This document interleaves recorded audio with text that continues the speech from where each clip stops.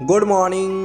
আজ রবিবার, আমার ছুটি, তাই এই সুন্দর দিনটাকে তোমাদের সাথে শেয়ার করি। তো ঘুম থেকে উঠে আমিও চলে গেলাম হাঁটাহাঁটি করতে।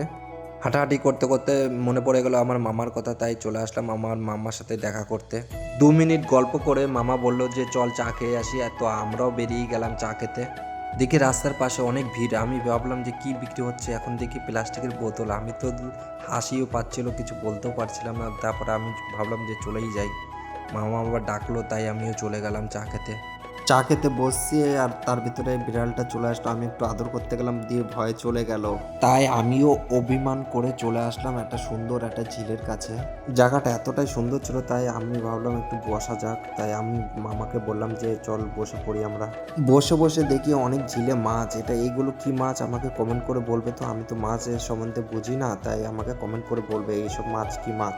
বাড়ি ফিরে স্নান করে খাবার খেতে চললাম। খাওয়ার ঘরে এসে দেখি সবাই বসে পড়েছে, তাই আমিও ভাবলাম যে একটা খালি জায়গা দেখে বসে পড়ি। সারাদিন পর অবশেষে ভালো করে খেলাম।